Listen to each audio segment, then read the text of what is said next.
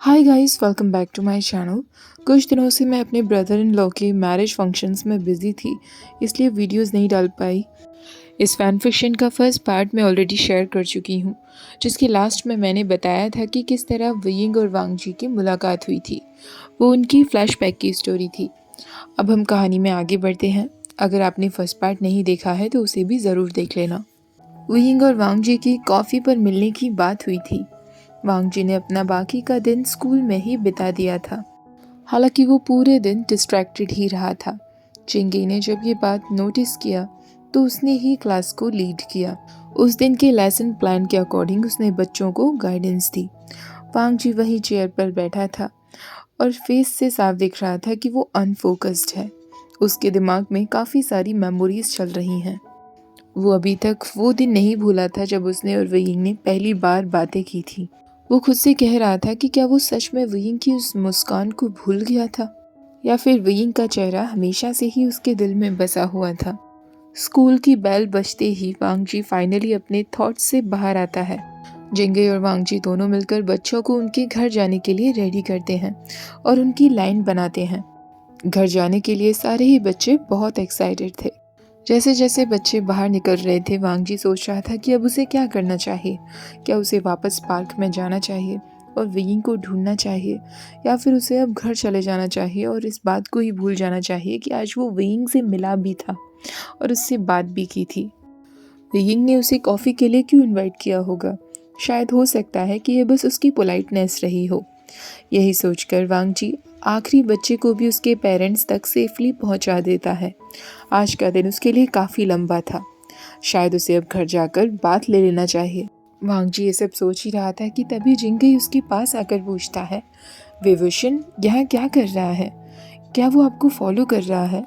वांग जी अपना सिर उठाकर स्कूल गेट की तरफ देखता है तो वहाँ सड़क के दूसरे किनारे पर वयिंग खड़ा हुआ था। वो अपनी मोटरसाइकिल पर था और वो बिल्कुल ऐसा लग रहा था जैसे वो किसी को ढूंढ रहा है। जेंगे एक बार फिर कहता है, वो क्लियरली आपका वहाँ इंतज़ार कर रहा है सर। क्या आप एक दूसरे को जानते हैं?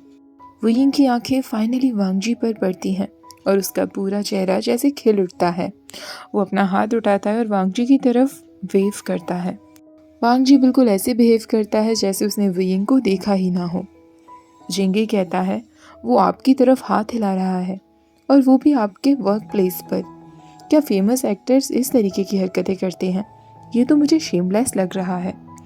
तभी वांग जी कहता है, मैं उसे जानता हूँ जेंगे, अपने हाई स्कूल से मैं उसे जानता हूँ।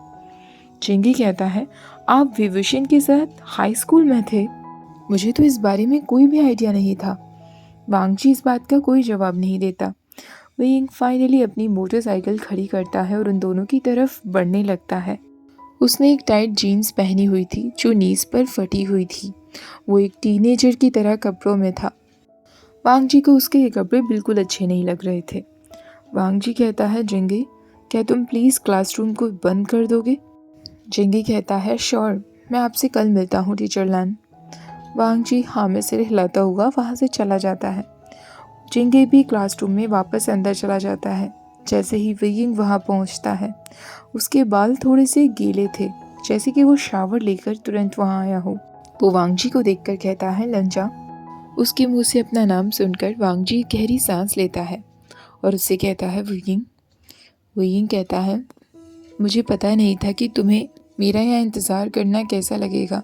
मैं तुम्हारी वर्क प्लेस पर इस तरह नहीं आना चाहता था, पर मुझे नहीं पता था कि और मैं किस तरह तुमसे कांटेक्ट कर पाऊँ। वांग जी कहता है, कोई बात नहीं। वियिंग कहता है, थैंक गॉड। तो तुम्हें किसी चीज़ की ज़रूरत तो नहीं है ना, या फिर हम सीधा कॉफ़ी पीने के लिए चलें? वांग जी एक बार फिर गहरी सांस लेता है और मन में सोचने लगता है, ये बस दो पुराने दोस्तों के बीच एक कॉन्वर्सेशन होगी और कुछ नहीं। हम दोनों कोई एक्स लवर्स नहीं हैं। वो वियिंग से कहता है, ठीक है, हम जा सकते हैं। वो दोनों रोड तक आते हैं और साथ में चलना शुरू कर देते हैं। वो लोग उस मोटरसाइकिल तक आते हैं जिस पर वियिंग था। वांग जी सोचने लगता है, क्या ये वियिंग की होगी? तभी वियिंग कहता है, ये मेरी नहीं है, ये मैंने किसी से उधार ली थी। हालांकि मेरी अपनी भी एक मोटरसाइकिल है जो मेरे अपार्टमेंट में है, पर मैं यहाँ प्लेन से आया हूँ तो मैं उसे प्लेन में नहीं लाना चाहता था। वांग जी कहता है, तुम्हारा अपार्टमेंट? वियिंग कहता है, हाँ। हालांकि वो मेरा अपार्टमेंट से कम एक वो जगह है जहाँ मैं अपने सारे सामान रखता हूँ और सिर्फ सोने के लिए जाता हूँ। बाकी पूरे दिन तो मैं वहाँ रहता ही नहीं। वांग जी हेजिटेट करते हुए पूछता है, कहाँ है तुम्हारा अपार्टमेंट? वो यिंग उसे वो सिटी बता देता है जहाँ वो करंटली रह रहा है। वो यिंग उसे बताता है कि वहाँ उसकी लाइफ एकदम स्लीपलेस है। 24/7 वहाँ स्टोर्स खुले रहते हैं। जब चाहे वो तब बाहर निकलकर स्नैक्स खा सकता है, चाहे वो आधी रात का समय क्यों ना हो।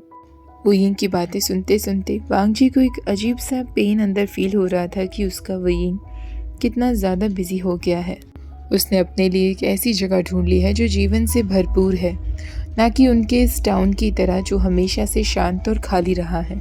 दोनों चलते चलते एक कैफ़े की तरफ पहुंचते हैं।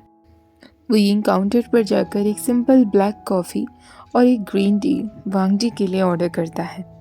वो जगह कम्प्लीटली खाली थी। वो लोग अपनी टेबल्स पर जाकर बैठ जाते हैं। वुयिंग जानबूझकर वांग जी के बहुत नज़दीक आकर बैठा था। वांग जी को वही टीनेज वुयिंग याद आ जाता है जो जानबूझकर वांग जी के पर्सनल स्पेस को खराब करने की कोशिश किया करता था। ऐसा लग रहा था जैसे वुयिंग अभी तक बिल्कुल भी नहीं बदला है। वुयिंग वांग जी से पूछता है, क्या ये कोई नई जगह है? मुझे नहीं याद कि मैं यहाँ पहले कभी आया हूँ। हालांकि मुझे बहुत सारी चीज़ें नहीं याद है। वांग जी कहता है, ये नई जगह है। हालांकि वो जगह इतनी भी नई नहीं थी। उस जगह को कम से कम 8 साल हो चुके थे, पर वुयिंग के लिए तो वो कैफ़े एकदम नया ही था। वुयिंग कहता है, मुझे ये बहुत अच्छा लगा और मैं श्योर हूँ कि ये कॉफ़ी भी बहुत टेस्टी होगी। इससे बहुत अच्छी खुशबू आ रही है। वांग जी कहता है, आई होप सो। मैं कॉफ़ी नहीं पीता इसलिए मुझे नहीं पता कि इसका टेस्ट कैसा है। वुयिंग कहता है, तुम अभी तक कॉफ़ी नहीं पीते, फिर तुम सुबह सुबह जल्दी कैसे उठ पाते हो? वांग जी इसका कोई जवाब नहीं देता। वुयिंग अब टेबल पर अपने चिन के थ्रू रेस्ट करते हुए वांग जी से कहता है, शायद कुछ चीज़ें कभी नहीं बदलती लंजा। तुम लकी हो कि तुम कैफ़ीन के एडिक्टेड नहीं हो।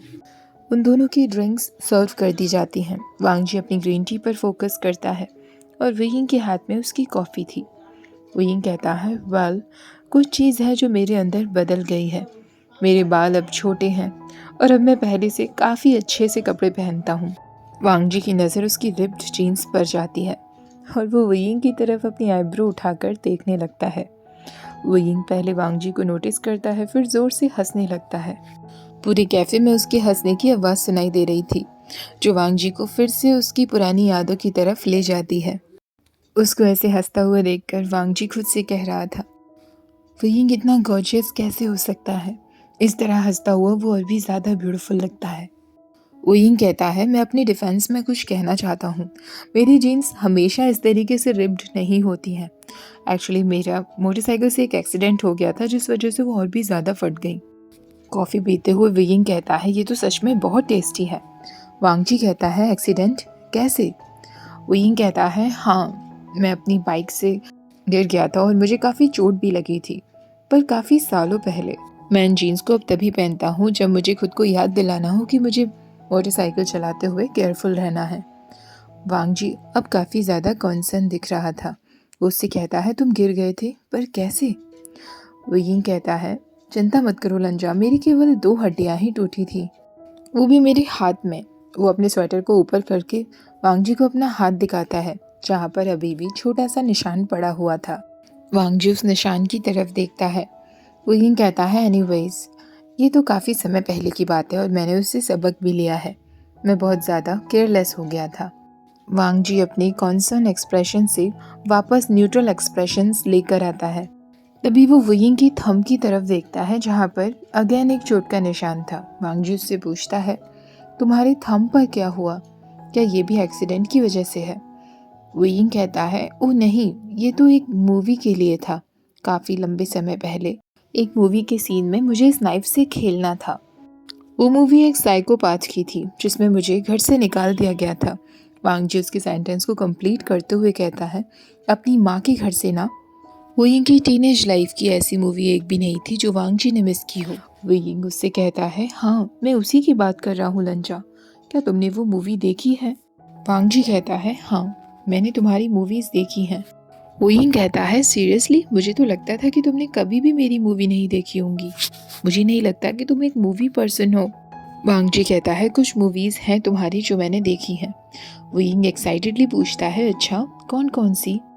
वांगजी कहता है शुरुआत की कुछ मूवीज़। वुयिंग ड्रामेटिकली कहता है इसका मतलब तुमने सारी बेकार मूवीज़ ही देखी हैं। उसके बाद की तुमने मूवीज़ क्यों नहीं देखी?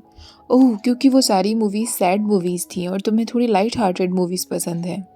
वांगजी कहता है ऐसा नहीं है, मैंने बस मूवीज़ देखना बंद कर दिया। वुयिंग कहता है ओके, पर मैं अब तुम्हारे बारे में जानना चाहता हूँ लंजा। तुम सच में एक टीचर बन गए? क्या तुमने टीचर बनने का सपना देखा था? वांगजी कहता है नहीं, पर मुझे टीचिंग पसंद है, इससे मेरा दिल खुश रहता है।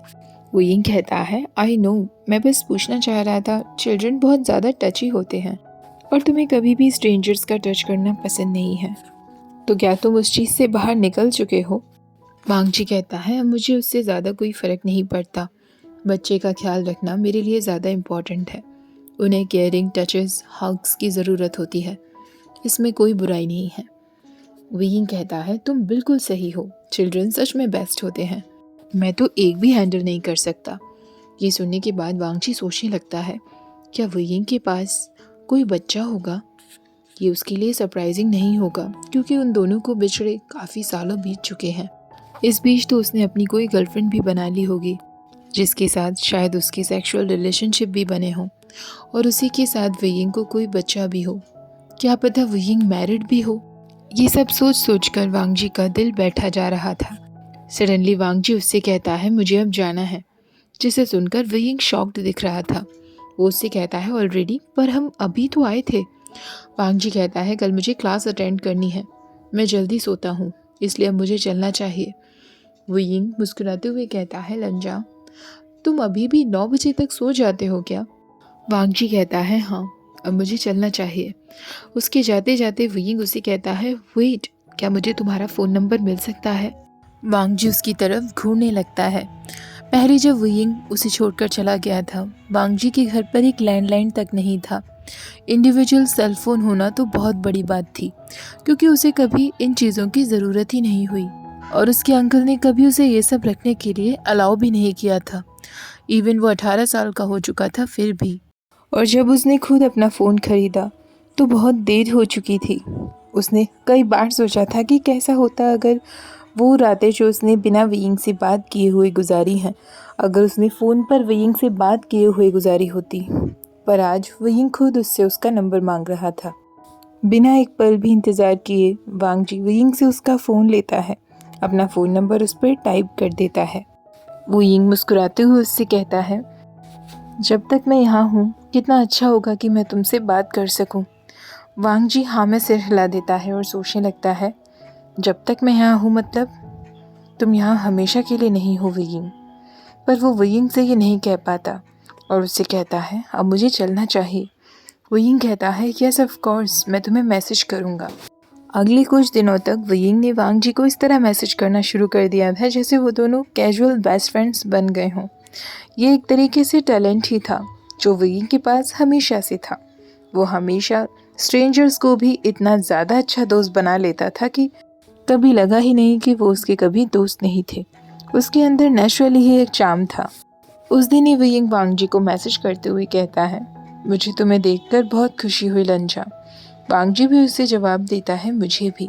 वुयिंग के पास कोई रीज़न तो नहीं था वांगजी को रोज़ ऐसे ही मैसेज करते रहने का, इसलिए उसने अपने सारे पुराने प्लेसेस को रिविज़िट करना शुरू कर दिया था जहाँ वो रहा करता था। सबसे पहले उसने अपना पुराना घर विज़िट किया जो कि जंग्स का था। वुयिंग वांगजी को मैसेज करते हुए कहता है लंजा, यहाँ का दरवाज़ा पहले जैसा पर्पल नहीं रहा और यहाँ से वो पूल कहाँ चला गया जो पहले हुआ करता था। वांगजी के लिए भी अब एक भी दिन ऐसा नहीं जाता था जब उसका फोकस अपने फ़ोन पे ना हो। जब वो क्लासेस भी लिया करता था तो वो हर वक्त वुयिंग के मैसेजेस का ही इंतज़ार करता था। एक दिन वो म्याम्या को वुयिंग के बारे में बता देता है। म्याम्या शॉक्ड होते हुए कहती है क्या मतलब है तुम्हारा कि वुयिंग वापस आ गया है? क्या तुम वुयिंग यानी कि विशन की बात कर रहे हो?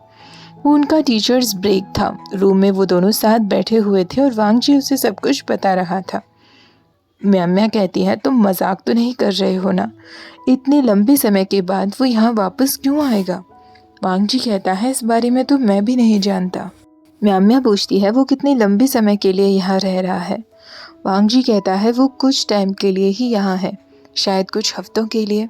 म्याम्या कहती है कुछ हफ्तों के लिए, पर क्यों? वांग जी इसका जवाब नहीं दे पाता, क्योंकि उसे खुद नहीं पता था कि वयिंग का यहाँ वापस आने का मोटिव क्या है। अचानक से उसका फ़ोन रिंग करता है। 3 बार एक साथ ही उसके पास मैसेजेस आए हुए थे और वांग जी समझ चुका था कि ये वयिंग के मैसेज हैं, क्योंकि वो ही उसे इतना फ्रीक्वेंटली मैसेज करता है। वयिंग ने उसे अपनी एक सेल्फी भेजी थी जिसमें वो एक फाउंटेन के पास बैठा हुआ था। साथ में वयिंग ने लिखा था, क्या तुम्हें विश्वास हो रहा है लंचा, इस पार्क में अब एक फाउंटेन भी है। ये वही पार्क था जिसमें वयिंग और वांग जी तब आया करते थे जब वो टीनेजर्स थे। वांग जी वयिंग की इस फोटोग्राफ को देखता ही रह जाता है। उसके हाथ अपने आप ही मूव करने लगते हैं और वो उस फोटोग्राफ को अपनी गैलरी में सेव कर लेता है। टेक्स्ट का बिना कोई आंसर दिए वो अपने फ़ोन को लॉक कर लेता है और फाइनली वो म्याम्या की तरफ देखता है। म्याम्या उससे पूछती है, क्या वयिंग का मैसेज था? क्या उसने कुछ कहा? वांग जी कहता है नहीं। म्याम्या पूछती है, क्या उसने तुम्हें बताया कि वो क्यों चला गया था? वांग जी फिर से कहता है नहीं, और मैंने पूछा भी नहीं। म्याम्या कहती है, तो अब तुम क्या करने वाले हो? वांग जी उसे कोई जवाब नहीं दे पाता तो म्याम्या कहती है, मैं समझ सकती हूँ, कभी कभी हमें खुद समझ नहीं आता कि हम क्या करें। एक दिन वयिंग पार्क में 3 और लोगों के साथ बैठा हुआ था जब वांग जी उसे देखता है। वो दोनों उसके साथ पिक्चर्स क्लिक कर रहे थे। 2 वुमेन थी और एक आदमी था। वयिंग हमेशा की तरह ब्राइटली मुस्कुरा रहा था। वांग जी रास्ते में रुक जाता है, ये सोचने के लिए कि क्या उसे अभी वयिंग के पास जाना चाहिए या नहीं। वयिंग के आसपास जो लोग थे उसके साथ फोटोग्राफ लेकर बड़ी सी स्माइल देते हुए वहाँ से चले जाते हैं। तभी वयिंग की नज़र वांग जी पर पड़ती है, जिसे देखकर वो कहता है, लंचा तुम यहाँ हो, मुझे तो लगा था कि तुम अपने स्कूल में होंगे। वांग जी कहता है, मैं वहीं था, मैं लंच ब्रेक पर बाहर आया हूँ। वयिंग कहता है, क्या तुम हमेशा अपने लंच ब्रेक पर पार्क में आते हो? वांग जी कहता है, हाँ, मुझे ताज़ी हवा पसंद है। वयिंग कहता है, ओह हाँ, ये जगह भी कितनी ब्यूटीफुल है ना, मैं तो भूल ही गया था कि ये टाउन कितना प्रिटी है। वांग जी कहता है, पर मेरे अंकल इस बात से डिसएग्री करते हैं, उन्हें लगता है कि इस जगह को बहुत सारी चेंजेस की ज़रूरत है। वयिंग भू बनाते हुए कहता है, टिपिकल ओल्ड रैन। वांग जी का एक्सप्रेशन देखने के बाद वयिंग कहता है, सॉरी लंजा, मैं तुम्हारे अंकल को डिसरेस्पेक्ट नहीं करना चाहता था। वांग जी कहता है, कोई बात नहीं। वांग जी के अंकल को वयिंग कभी भी पसंद नहीं था और शायद उन्हें ये भी पता चल गया था कि वांग जी उसे पसंद करता है, इसलिए वो और भी ज़्यादा वयिंग को डिसलाइक करते थे। वयिंग बैठते हुए कहता है, लंजा आओ मेरे साथ बैठो, मैं तुम्हारे अंकल और तुम्हारे ब्रदर के बारे में और भी सुनना चाहूँगा, क्या वो तुम्हारे साथ रहते हैं? वांग जी वयिंग को अपने ब्रदर के मेडिकल स्कूल के बारे में बताता है और अपने अंकल के कॉटेज के बारे में बताता है जो उस टाउन के किनारे पर है। वयिंग सारी बातें बहुत ध्यान से सुन रहा था। वयिंग भी उसे अपने भाई के लॉ फर्म और अपनी सिस्टर के रेस्टोरेंट के बारे में बताता है, साथ में ये भी कि उसकी शिजे जियांग यानली कितना अच्छा फूड बनाती हैं। वयिंग वांग जी को बताता है, सबसे बड़ी मुश्किल की बात यह है कि मैं अपनी शिजे से अब बहुत दूर रहता हूँ, मैं उन्हें बहुत मिस करता हूँ, काश मैं डेली उनके हाथ का बना खाना खा पाता। वांग जी वयिंग से पूछता है, और तुम्हारे बाकी के फैमिली मेम्बर्स कहाँ हैं? वयिंग थोड़ा सा मुस्कुराते हुए कहता है, बाकी के कौन, मेरी लाइफ में तो बस शिजे और मेरा भाई ही है ना। वांग जी इस बात पर सिर्फ ही कह पाता है। वांग जी अब उससे पूछता है, तो तुम और क्या क्या करते हो? वयिंग कहता है, मैंने अपनी काफ़ी सारी हॉबीज़ ट्राई की हैं, पर मैं पेंटिंग और ड्राइंग के अलावा और कुछ नहीं कर पाता। वांग जी वयिंग की बात तो सुन रहा था, पर उसका फोकस वयिंग की स्किन पर था जो बहुत ही ज़्यादा स्मूथ लग रही थी। वो इतना ज़्यादा खो गया था कि उसने ये रियलाइज़ भी नहीं किया कि वयिंग ने बातें करना बंद ही कर दिया है। वो वयिंग को टच करने से सिर्फ 1 इंच ही दूरी पर था। जब वो होश में आता है तो वयिंग से कहता है, आई एम सॉरी, तुम्हारे फेस पर एक बग था। वयिंग कहता है, ओह, क्या वो चला गया? वांग जी तुरंत कहता है, हाँ। वयिंग कहता है, लंजा, मैंने एक अनाथ आश्रम खोला है जिससे मुझे हमेशा प्राउड फील हो। वांग जी कहता है, एक अनाथ आश्रम, तो वेइंग कहता है हाँ, काफ़ी साल हो चुके हैं। मैं हर वक्त अनाथ आश्रम पर नज़र नहीं रख सकता, पर वहाँ के बच्चों पर मैं ज़्यादा से ज़्यादा मिलने की कोशिश करता हूँ। इसमें आचंग ने मेरी बहुत हेल्प की है। ऐसा कहकर वेइंग अपने अनाथ आश्रम के फ़ोटोज़ दिखाता है और उसमें वो सारे बच्चे भी जो उसके अनाथ आश्रम में हैं। एक बच्चे को देखकर वांगजी कहता है, ये तो बिल्कुल तुम्हारे जैसा लगता है। वेइंग हंसते हुए कहता है, ये आयुएन है। तुम्हें पता है, मैंने कहा था ना कि मैं एक बच्चे को भी हैंडल नहीं कर पाता। मैं आधा मजाक कर रहा था। मुझे बच्चे पसंद तो बहुत हैं, पर जब एक साथ काफ़ी सारे बच्चे आ जाते हैं तो मैं उनसे बात नहीं कर पाता। पर आयुन को संभालना बहुत आसान है। वांगजी कहता है, उसे देखकर लगता भी है कि वो एक अच्छा बच्चा है। वो वेंचिंग का थर्ड कजिन है। वो हर वक्त उसकी देखभाल नहीं कर सकती, इसलिए वो वहाँ ऑर्फनेज में रहता है। वांगजी पूछता है, वेंचिंग कौन है? तो वेइंग कहता है, वेंचिंग मेरी एजेंट है और मेरी बहुत अच्छी दोस्त भी है। अब तुम बताओ लंचा, क्या तुम्हारे बच्चे हैं? क्या तुम्हारी शादी हुई है?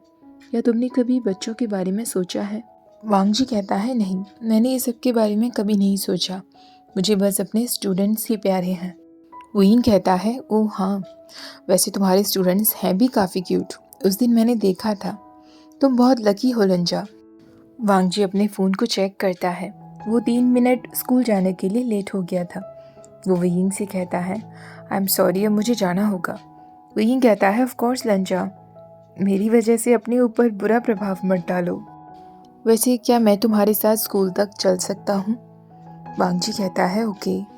स्कूल के गेट के बाहर म्याम्या उसका इंतज़ार कर रही थी। दोनों को साथ में आता हुआ देखकर म्याम्या के फेस पर एक मिस्चीवियस स्माइल आ जाती है। वेइंग उसे देखकर कहता है, क्या ये म्याम्या है? ये तो बिल्कुल वैसे ही दिखती है जैसे ये पहली दिखा करती थी। वेइंग चेयरफुली उसके पास जाकर कहता है, म्याम्या, तुम तो बिल्कुल वैसे ही प्रिटी हो जैसे तुम 18 साल की हुआ करती थी। पर यह देखकर वांगजी को काफ़ी ज़्यादा गुस्सा आ जाता है। वेइंग की पर्सनालिटी फ्लर्ट करने की अभी तक नहीं बदली थी, जो उसे बिल्कुल पसंद नहीं था। म्याम्या वेइंग से कहती है, विभूषण, तुम्हें वापस आए केवल 1 हफ्ता ही हुआ है और ऑलरेडी तुम्हारी वजह से लांजा स्कूल आने के लिए लेट हो गया है। वेइंग वांगजी से पूछता है, क्या तुम लेट हो गए हो? वांगजी उसका जवाब दिए बिना म्याम्या की तरफ देखते हुए कहता है, क्या तुम्हें अपनी खुद की क्लास में नहीं होना चाहिए था? तो म्याम्या कहती है, ये नैप टाइम हो गया है वांगजी, मैं बस अभी बच्चों के पास से ही आ रही हूँ, वो लोग अभी भी सो रहे हैं। वो वेइंग की तरफ देखते हुए कहती है, तो लंजा ने मुझे बताया कि तुम कुछ दिनों के लिए ही वापस आए हो। यहाँ वापस आने की तुम्हारे क्या प्लान्स हैं? वेइंग कहता है, वैसे फ़िलहाल तो मैं केवल अपनी पुरानी जगहों को ही विज़िट कर रहा हूँ जहाँ मैं पहले जाया करता था। मुझे अच्छा लगा ये देखकर कि वो सब कुछ कितना बदल गया है। म्याम्या कहती है, मैं तुम्हें इस स्कूल का भी एक टूर कराने के लिए ले चलूँगी। दोनों को बात करता हुआ देखकर वांगजी सोच रहा था कि काश मैं वेइंग से इतना ही इजीली बात कर पाता जैसे म्याम्या कर रही है। वेइंग स्कूल की आउटर वॉल्स की तरफ देखता है जो काफ़ी प्लेन थी। वहाँ स्कूल कैरेक्टर्स कुछ भी फ़नी कैरेक्टर्स बने हुए नहीं थे, जिन्हें देखकर वो म्याम्या और वांगजी से पूछता है, ये वॉल इतनी ज़्यादा प्लेन क्यों है? प्लेन के साथ साथ वॉल्स काफ़ी डर्टी थीं और ओल्ड भी हो चुकी थीं। वांगजी कहता है, हमने वॉल सिचुएशन को लेकर स्कूल प्रिंसिपल से कई बार बात की है, पर उनका कहना है कि हमें बजट को स्कूल के बच्चों को बेहतर बनाने में यूज़ करना चाहिए, ना कि आउटर वॉल्स को सुंदर बनाने में। वेइंग कहता है, पर इन वॉल्स को ब्यूटीफुल बनाने में इतना ज़्यादा खर्चा तो नहीं आएगा ना? म्याम्या कहती है, हाँ, किड्स ने काफ़ी बार कंप्लेन भी की है, पर पेरेंट्स इस बारे में कंप्लेन नहीं करते, इसलिए हम कुछ नहीं कर सकते। वेइंग काफ़ी टाइम सोचने के बाद कहता है, अगर मैं ये करना चाहूँ तो, अगर मैं इन वॉल्स को पेंट करना चाहूँ तो? वांगजी कहता है, वेइंग, प्रिंसिपल हमें अलाउ नहीं करते कि हम स्पेंड कर सकें। वेइंग कहता है, मैं सब कुछ फ्री में करूँगा लंचा, ऑब्वियसली। मैंने बस 1 या 2 बार ही पेंटिंग की है, इसलिए मैं जल्दी तो नहीं कर पाऊँगा, मुझे कुछ टाइम लगेगा। प्लीज़ ना लंचा, मुझे भी थोड़ा यूज़फुल होने दो। वैसे भी मुझे कुछ काम चाहिए क्योंकि मैं यहाँ पर बहुत बोर ही होता हूँ। मैं अपने होम टाउन के लिए कुछ करना चाहता हूँ लंचा, प्लीज़ मान जाओ। वांगजी कहता है, ये मेरा डिसीज़न नहीं है, मुझे प्रिंसिपल से बात करनी होगी। म्याम्या कहती है, वो ज़रूर हाँ कर देंगी। वेइंग कहता है, ग्रेट, मैं तो बहुत एक्साइटेड हूँ इन वॉल्स को पेंट करने के लिए, मैं कल ही पेंट खरीद लूँगा। वहाँ दोनों बात कर रहे थे और वांग जी गहरी सांस लेते हुए सोचता है कि अब वो कैसे ये सब कुछ झेल पाएगा। वो यिंग के पार्क में होने पर ही उसे अजीब सी बेचैनी होती थी और अब तो यिंग उसके इतना नज़दीक होगा। उसे स्ट्रॉन्ग बनना होगा जिससे वो अपनी फीलिंग्स को बाहर ना आने दे। वैसे भी यिंग एक दिन फिर से उसे छोड़कर चला ही जाएगा और वांग जी अपनी हालत फिर से पुरानी जैसी नहीं चाहता था। ओके गाइज, आज के इस पार्ट को यहीं ख़त्म करते हैं। नेक्स्ट पार्ट में जल्दी लाने की कोशिश करूँगी। आज का वीडियो अच्छा लगा हो तो प्लीज़ वीडियो को लाइक शेयर, चैनल को सब्सक्राइब करना मत भूलना। Bye bye.